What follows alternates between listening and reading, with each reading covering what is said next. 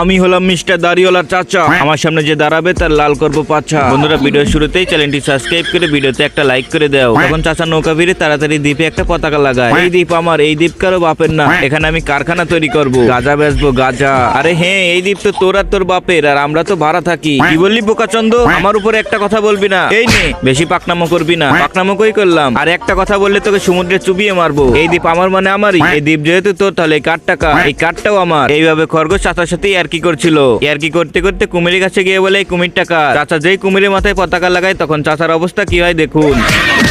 এই দ্বীপ আমার, বোকাচন্দ শালা। বন্ধুরা বোকাচন্দের জন্য একটা লাইক করে দাও।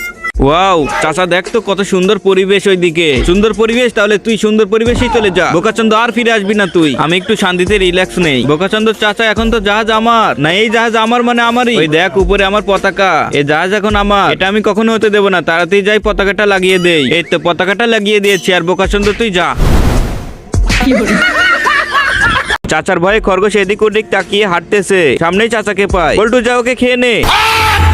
বাঁচাও বাঁচাও বাঁচাও, আমাকে খেয়ে ফেললো। তোর জীবন এখানেই শেষ। তোর শরীরের গোস্ত আজ কুত্তকে দিয়ে খাওয়াবো। আরে চাচা পাগল হলে নাকি? এই যে দেখো আমার বডি, কোনো মাংসই নেই। আর শোনো, তোমাকে এমন একটা রাষ্ট্রে নিয়ে যাব যেখানে শুধু মাংস আর মাংস, সেটা তুমি খাইতে পারবে। কি বলিস, সত্যি নাকি? আমি তো যেতে চাই সেখানে। আচ্ছা ঠিক আছে, এই নাও তোমার টিকিট। চাচা তুমি এখানে দাঁড়াও, আমি আসতেছি। চাচা তোমার হাতে টিকিট দাও। এই যে নে টিকিট। চাচা শোনো, শুধু মাংসই আর মাংস। তুমি এখানে বসো, একটু পর মাংস আসবে। ও আমার তো আর সহ্য হচ্ছে না। কি মজা করে আজ মাংস খাবো। পাশে এটা কে? ও মাগো, খরগোশের বাচ্চার জন্য আমি বারবার মার খাই। ঘোড়া এখানে দাঁড়াই, গর্তে বোকাচন্দ আছে। এই লাফ মারলাম। ওরে বাপরে, আমি তো আটকে গেছি। কোন বোকাচন্দ আমাকে মারলো? আমি হলাম মোচালাক খরগোশ। তাতে আমার কি? তাতে আমার কি মানে? আমার ক্যালমা দেখ তুই। ঘোড়া আমার ক্যালমা দেখাতো। এখন খরগোশের ঘোড়া ক্যালমা দেখা। রেলা চাচা, এবার তোর ঘোড়ার ক্যালমা দেখাতো। আমার ঘোড়াও কম না, দাঁড়া। ঘোড়া ক্যালমা দেখা। তখন চাচার ঘোড়া রেগে গিয়ে চাচাকেই।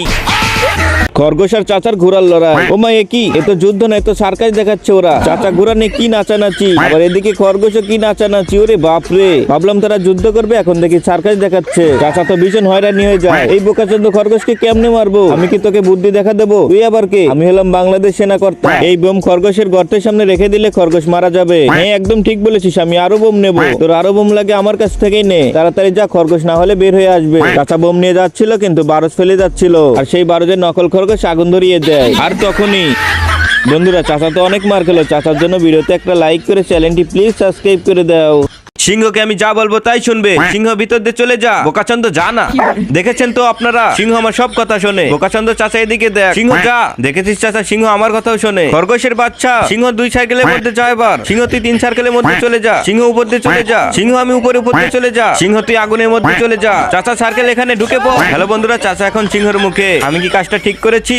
মাটির নিচ দিয়ে খরগোশ বের হয়ে আসে। আজ তো আমি পিরামিড দেখবো। পিরামিডের ভিতর যা যা আছে সবকিছু দেখবো আমি। তখন খরগোশ পিরামিডের ভিতর ঢুকে যায়। কি ব্যাপার, আশেপাশে সবকিছুই আছে কিন্তু কোনো বোকাচন্দ নেই। ওরে বাপরে, এটা কি? ভাই আপনাকে দেখে তো মানুষই মনে হচ্ছে। এই ম্যাপটা দেখেন তো, এটা কোথায়? কি ব্যাপার, কথা বলছেন না কেন? আপনি কি বোবা নাকি? বোকাচন্দ কথা বলিস না তাহলে? এই নে।